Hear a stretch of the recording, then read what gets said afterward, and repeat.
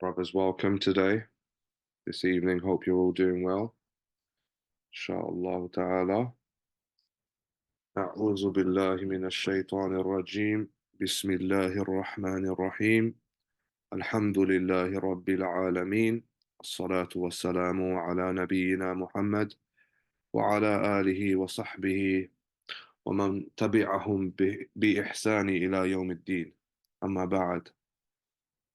طيب يا إخوان, today we're just going to continue with the tafsir. I think we're going to make the session a little bit shorter today, just because it's Sunday. Next week we'll go back to normal times, 40 minutes every session. I think today we'll try and wrap it up a bit early, but let's see how it goes. Bismillah. So page 32, the tafsir of the tabi'een. When unable to find the tafsir in the Quran, the Sunnah, or with the companions, the scholars then look to the tafsir of the tabi'een, the second generation of Islam, such as Mujahid ibn Jabr, who was a wonder himself in tafsir, and Muhammad ibn Ishaq narrated that Abban ibn Salih said that Mujahid said, I reviewed the Mushaf with Ibn Abbas thrice from beginning to end, asking him about each and every ayah in it. Also, Ibn Jarir, which is a Tabari, narrated that Ibn Abi Mulaika said, I saw Mujahid asking Ibn Abbas about the tafsir of the Quran while he was holding his tablets, papers. Ibn Abbas would say to him, write, until Mujahid asked him about the entire tafsir. This is why Sufyan al-Thawri said, if the tafsir reaches you from Mujahid, then it is sufficient for you, subhanallah.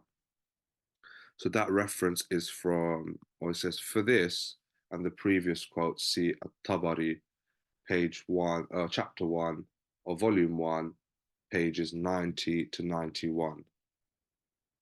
So let's continue here.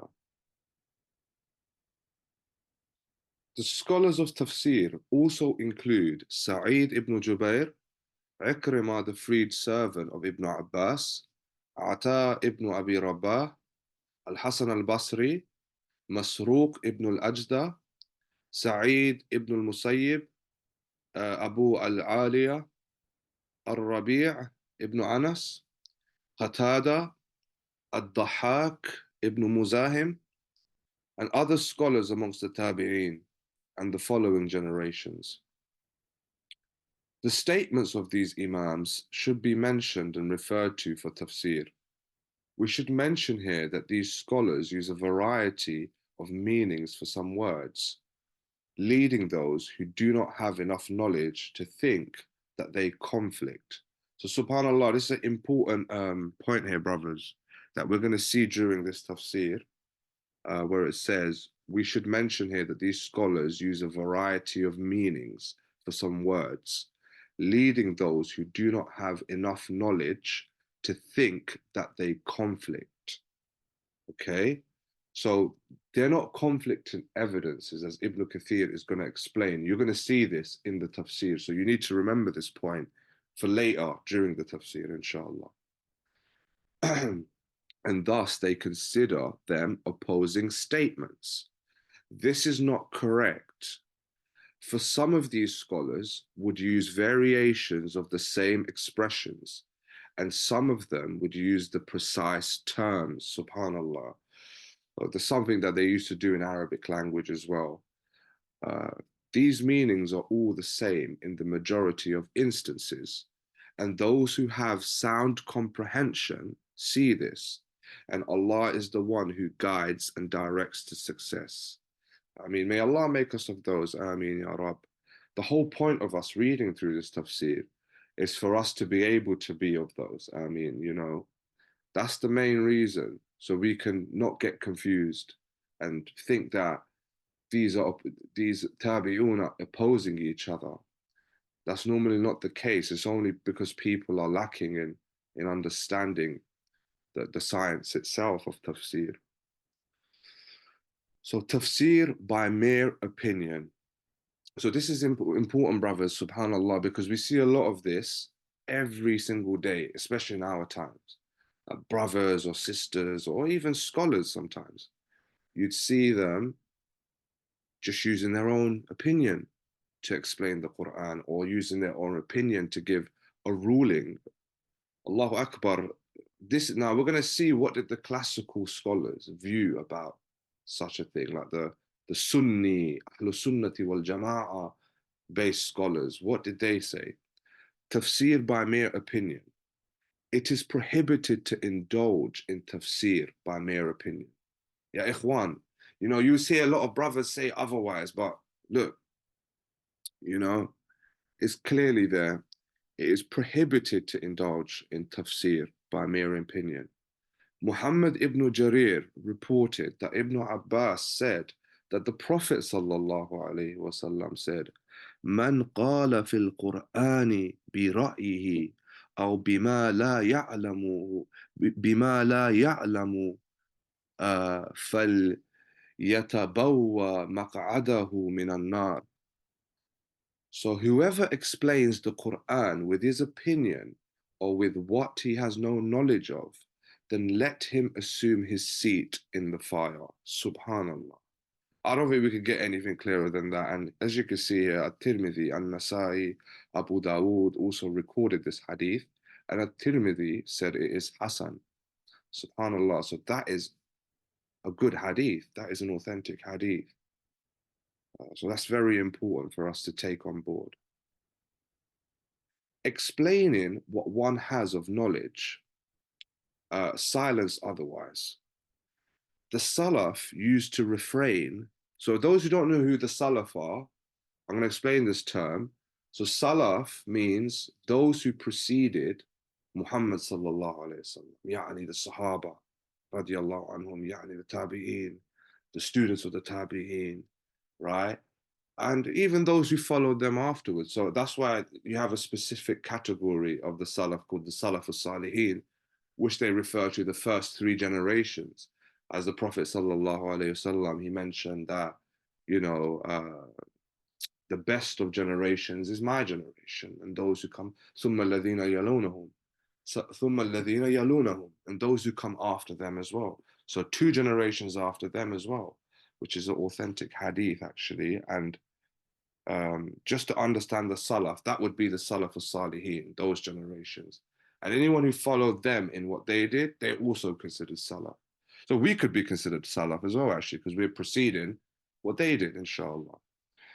That's linguistically, by the way. So the Salaf used to refrain from explaining what they had no knowledge of.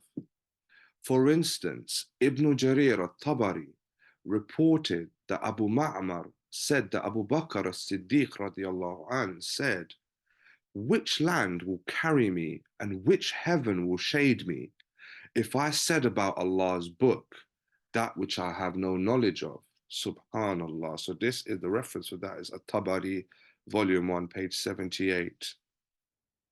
Ibn Jarir also reported that Anas radiallahu anh narrated that Umar ibn al-Khattab radiallahu anh read the ayah وَفَاكِهَةً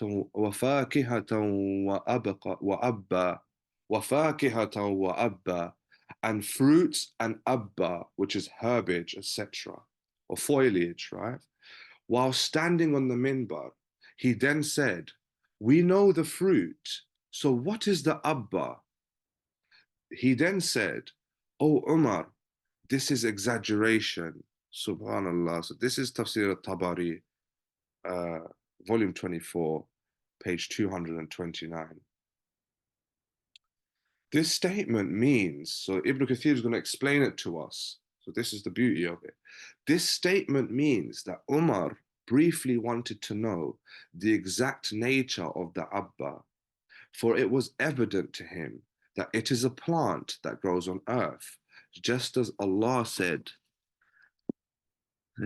فَأَنْبَأْنَا فِيهَا حَبًّا وَعِنَبًا وَقَضْبًا. Subhanallah. That font is so terrible. I might just pull up the mushaf for these ayat, brothers, because I'm getting butchered with this text. I'm going to have to pull up the actual mushaf because it is annoying me.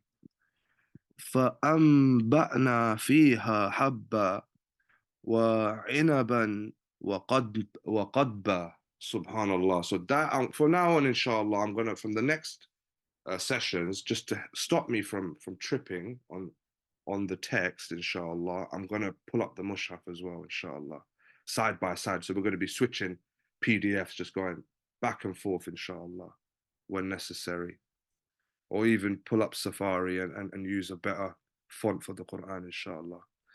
And we cause therein the grain to grow, and grapes and clover plants, i.e., green fodder for the cattle. 80, that's chapter 80 or Surah 80, verses 27 to 28. Ibn Jarir also recorded that Ibn Abi Mulaika said that Ibn Abbas was asked about an ayah that if any of you is asked about, he will indulge in its tafsir. Without hesitation, Ibn Abbas refused to say anything about it, subhanAllah, meaning with his opinion. This narration has an authentic chain of narrators.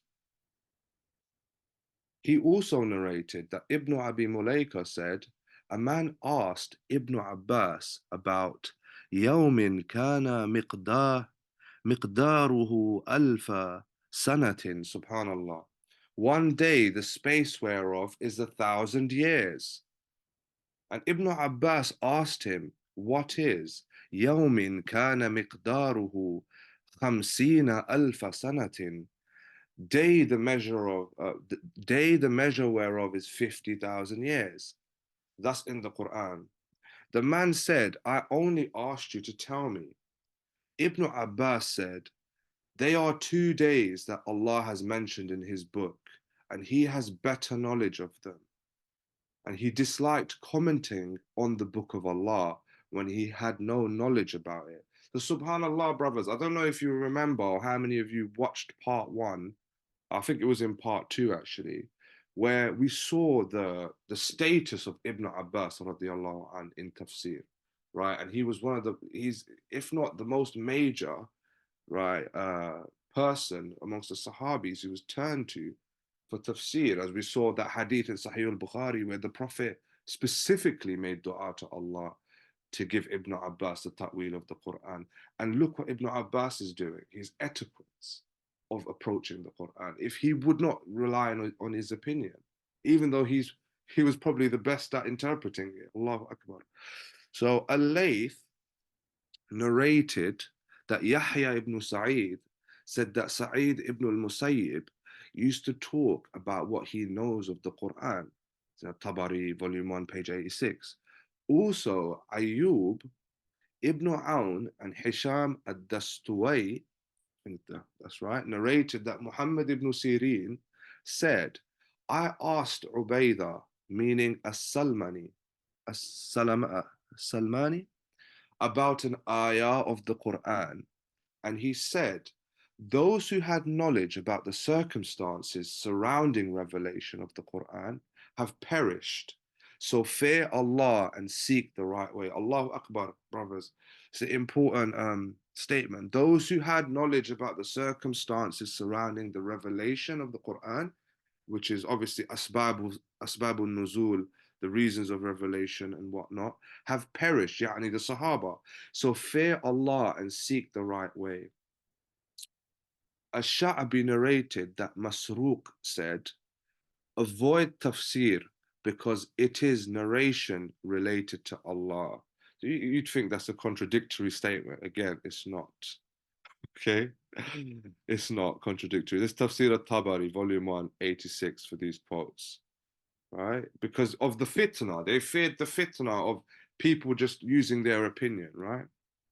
These authentic narrations from the companions and the imams of the Salaf, the righteous ancestors, testify to their hesitation to indulge in the tafsir of what they have no knowledge of, subhanallah.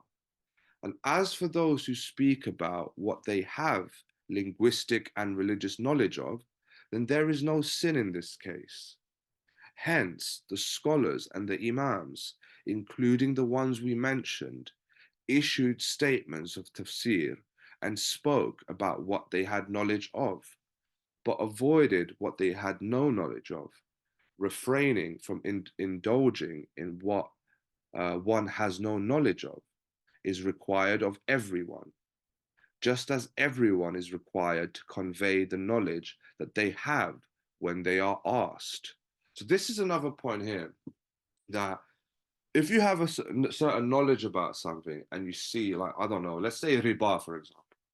That might be a bit controversial, but riba, for example, alcohol even, let's take it down a notch to alcohol. If we see a brother drinking khamrun, drinking khamrun or alcohol, right?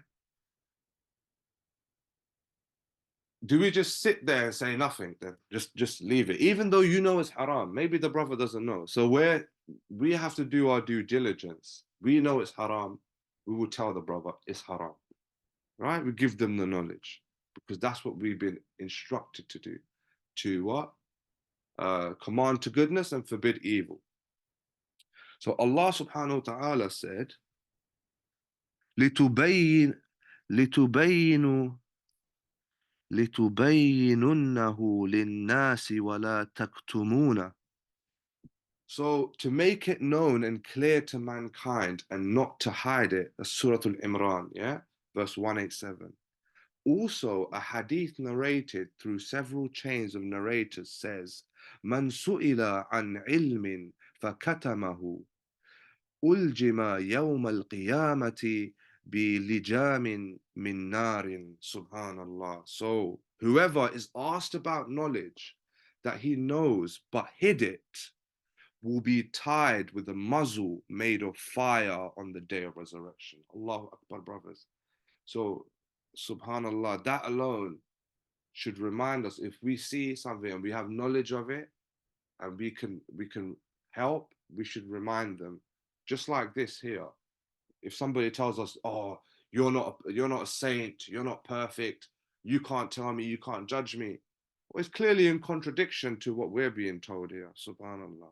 They want you to be an angel before you can call to goodness and forbid evil. Allahul Musta'an.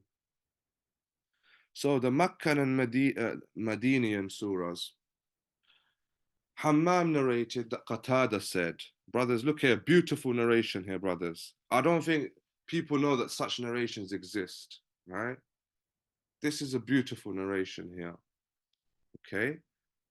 Hammam narrated that Qatada said, Surahs Al-Baqarah, number 2, Al-Imran, number 3, Al-Nisa, number 4, Al-Ma'idah, number 5, Al-Bara'a, number 9, Al-Ra'ad, number 13, Al-Nahl, number 16, Al-Hajj, number 22, Al-Nur, number 24, Al-Ahzab, number 33, Muhammad, number 47, Al-Fath, number 48, Al-Hujurat, number 49, Al-Rahman, number 55, Al-Hadid, number 57, Al-Mujadila, number 58, Al-Hashr, number 59, Al-Mumtahanna, number 60, Al-Saf, number 61, Al-Jumu'ah, number 62, Al-Munafiqun, number 63, Al-Taghabun, number 64, Al-Talaq, 65. Ya ayyuhan nabiyyu lima tuharrimu. O Prophet, why do you forbid for yourself? To ayah number 10, and also إذا زلزلت, when is shaken, verse 1 of chapter 99, and إذا جاء نصر الله, when there comes the help of Allah to you, O Muhammad, against your enemies, chapter 110, verse 1, in the Quran were revealed in Al-Madinah, the rest were revealed in Makkah. Subhanallah, brothers. Look, this is the narration here. This is the evidence coming from a major tabi'i as to why this surah is from Medina, this surah is from Makkah. Major tabi'i telling us here. Okay? So, as we Qatada, ones who say this narration is weak because it cuts off right there, but as you remember, because it's cut off there, he's not mentioning who he's hearing that from. So we could say that is a weak narration. Although Ibn Kathir wouldn't have quoted it if it wasn't used by the scholars to understand, right? So let's continue. The number of Quranic ayat. As for the count of ayat of the glorious Quran, these are at least 6,000. There is a difference of opinion over this count. Some said the number is 6,000, while some added 204 ayat, and some added 14, and also some added 219, while some others added 225 or 226. Furthermore, others added 236. I bet you didn't know that, brothers. As Abu Amr ad-Dani said in his book, Al-Bayan. Okay, that's quite a lot to take in, I can imagine. Just that alone, brothers, is the ulumul Quran, is the sciences of the Quran. And it shows you how expansive the study of the Quran is, brothers. It's too much to go over in this 40-minute discussion. But inshallah, let's see how much we can learn from just this read through, inshallah. The number of words and the letters of the Quran. Sorry, we missed this reference here for Ahmad al-Tirmidhi and others. So this narration, I believe, this narration above, about whoever hides knowledge, whoever is asked about knowledge and he knows but he hid it, will be tied with a muzzle made of fire on the day of resurrection. That's narrated by Ahmad and at-Tirmidhi and others. So, the number of the Quranic ayat. As for the count of ayat of the glorious Quran, these are at least 6,000. And there is a difference of opinion. Okay, we've read this part, didn't we? Right, sorry, brothers. The number of words and letters of the Quran. As for the number of words and the letters of the glorious Quran, Al-Fadl ibn Shadhan said that Ata ibn Yasar said that they are 77,439 words. As for the number of letters of the Quran, Abdullah ibn Kathir said that Mujahid said, who's a student of Ibn Abbas, so this is a nice one. This is our count of the letters in the Quran. 321,180 letters. Further, Al-Fadl said that Ata ibn Yasar said that the Quran has 323,015 letters. In addition, Salam Abu Muhammad al-Hammani said, Al-Hajjaj gathered the readers of the Quran. Those who don't know, Hajjaj was actually an evil person, but he loved the Quran. If any of you actually know Hajjaj Ibn Yusuf al-Thaqafi, he was a very dangerous, evil man, yet he loved the Quran. So if you want to know about him, you'll have to do your research on that, inshallah. So Al-Hajjaj gathered the readers of the Quran, those who memorized it and the scribes, and he asked them, tell me about the entire Quran. How many letters does it consist of? They said, we counted 40,740 letters. You see, this is a narration where even Al-Hajjaj got the scholars together to count the Quran. So dividing the Quran into parts, Hajjaj then said, tell me where the middle is. They found that the middle is at Allah's statement, وَلْيَتَلَطَّفْ, subhanallah. That's in Surah Al-Kahf, if I'm not mistaken. Yes, and let him be careful. In Surah Al-Kahf, verse 19, while the third is at the 100th ayat in Surah Al-Baqarah. Is that Surah Al-Baqarah? 100th ayat in Surah Al-Baqarah. I don't know why they've put a 9 there.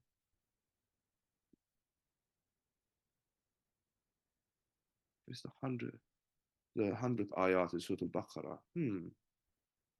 Why is that 9 there for? Okay, the second third ends at the 100th of the 101st ayah of Surah Ash-Shu'ara 26. which is chapter 26. And the last third ends at the end of the Quran. So it's the thirds. So they divided it into thirds, right? The seventh ends at the end of Allah's statement. فَمِنْهُمْ مَنْ آمَنَ بِهِ وَمِنْهُمْ مَنْ صَدَّ. And of them were some who believed in him, Muhammad sallallahu alayhi wasallam, and of them were some who averted their faces. So that's verse 55, chapter 4. The second seventh ends at the last letter of his statement in Surah Al-A'raf, verse 147. Then will be lost. So this is habitat. Then will be lost. The third seventh ends at Allah's statement in Surah Al-Ra'd. So it's been divided into sevenths, it seems, not thirds. I made a mistake there, Asif. So it's definitely not thirds, it's in sevenths, right? The seventh ends at Allah's statement in Surah Al-Ra'd. Ukuluha, its provision, yeah? The fourth at the end of his statement in Surah Al-Hajj. Ja'alna mansaka. So that we have appointed religious ceremonies. The fifth, seventh ends at Allah's statement in Surah Al-Ahzab. وَمَا كَانَ لِمُؤْمِنٍ وَلَا مُؤْمِنَةٍ. And it is not for a believer, man or woman. The sixth, seventh ends at Allah's statement in Surah Al-Fath, verse 6. الظانين بالله ظن السوء. Subhanallah. So who think evil thoughts about Allah? The last seventh ends at the end of the Quran. Salam ibn Muhammad then said, we learn these facts in 4 months. Some people said that Al-Hajjaj used to read 1/4 of the Quran each night. Subhanallah. I can't, because if you know the man Al-Hajjaj, you get, it's quite shocking that he used to do that. But we should mention that the first fourth ends at the end of Surah Al-An'am, and the second at وَلْيَتَلَطَّفْ, and let him be careful, Surah Al-Kahf, verse 19. The third at the end of Az-Zumar, which is chapter 39. And the last fourth at the end of the Quran. So it's getting very technical and mathematical here. It's kind of going above my head, the mathematical element here. As Shaykh Abu Amr ad-Dani said in his book, Al-Bayan, that there is a difference of opinion over all of these statements. Allah knows best. You can see there was a lot of differing amongst the scholars as to how many numbers or the numbering scheme of the Quran, as it was something, I don't know if you brothers know, it's like as the early manuscript of the Quran, it didn't have any dots, it didn't have any kasrafat hadamma, any tashkil, that was all added later. And to make it easier for people who are non-Arabs to read, right? Like us, most of us here are non-Arabs, or Arabic isn't our first or strong language. So these things obviously developed later. Inshallah, Ibn Kathir should discuss these things also. The juz or chapter of the Quran, you say ajza really, you should say that.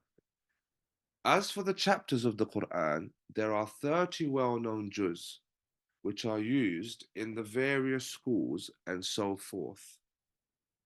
We mentioned the hadith that the companions used to divide the Quran by juz, not surahs. Subhanallah. Did you know that, brothers, that the companions used to divide the Quran by juz and not surahs? Allahu Akbar. We're learning, look how much we're learning in these short sessions. This hadith is recorded in the Musnad of Imam Ahmad, Sunan of Abu Dawud, and by Ibn Majah.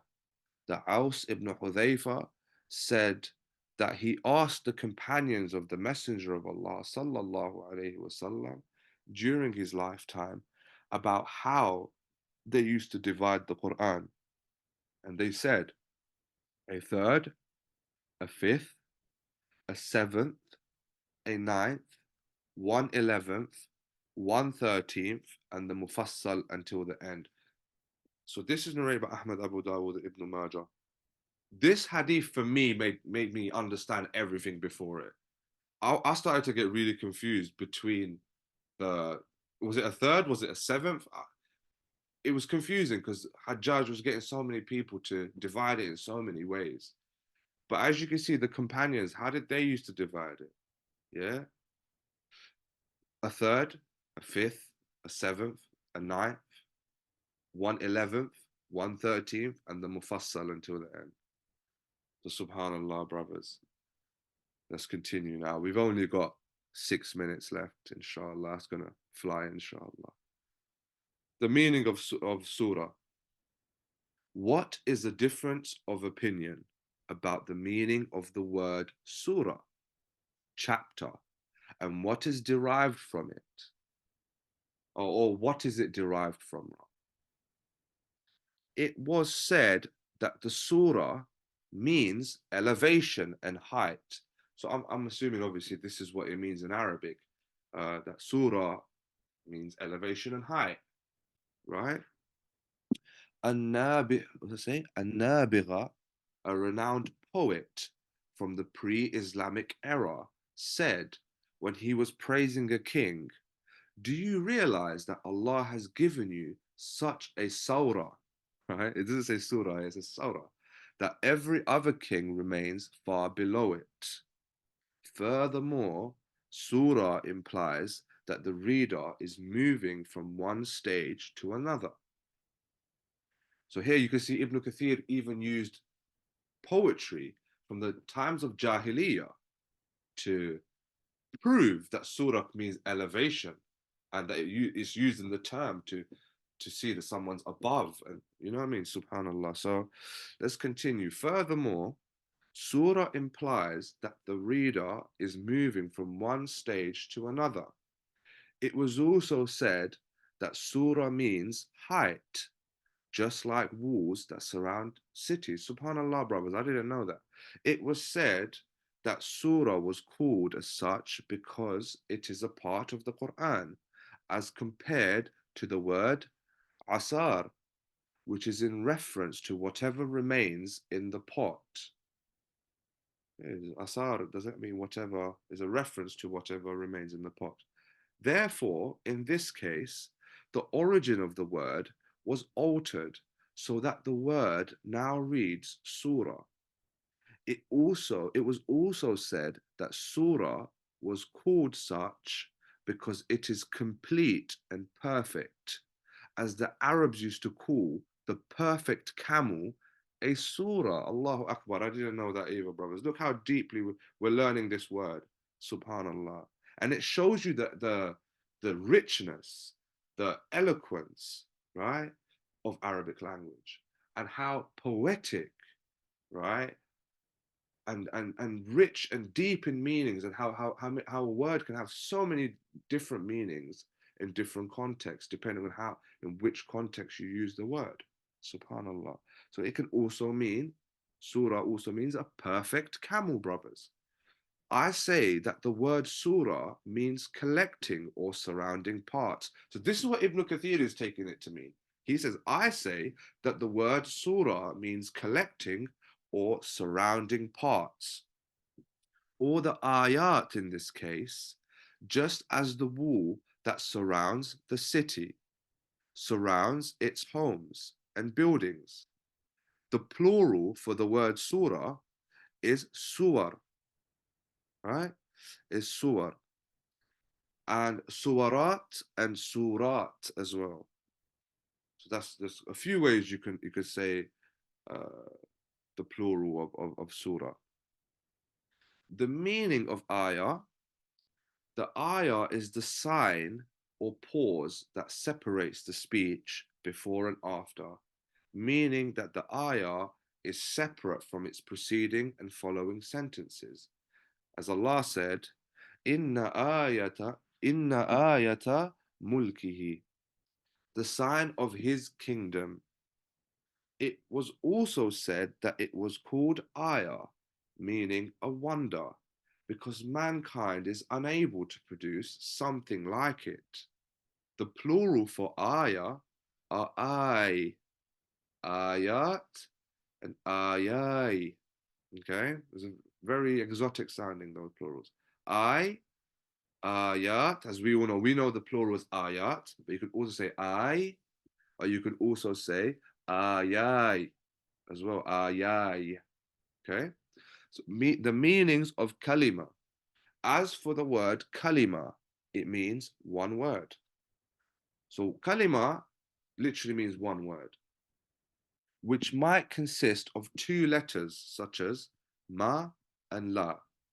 The kalima might also contain more than 10 letters, such as لِيَسْتَخْلِفَنَّهُمْ, subhanallah. So that's and أَنُلْ أَنُلْزِمُكُ أَنُلْزِمُكُمُوهُ أَنُلْزِمُكُمُوهَا, subhanallah. أَنُلْزِمُكُمُوهَا, subhanallah, brothers. And what does it say? فَلَسْ فَ فَ I cannot see it. Can you brothers see that? What letter that is? That a sin? فَأَسْقَيْنَاكُمُوهُ. Subhanallah, that is a long word. Also, a kalima might constitute an entire ayah. So, brothers, let's finish it off there today. Next time, inshallah ta'ala, we're going to continue from Friday. Barakallahu feekum to all of you who came today. And may Allah reward you all and bring us close to Him.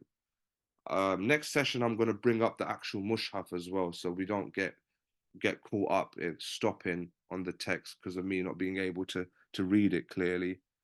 So may Allah reward you all. Wa sallallahu ala sayyidina Muhammad walhamdulillahi rabbil alameen. Assalamu alaikum wa rahmatullahi wa barakatuh, brothers.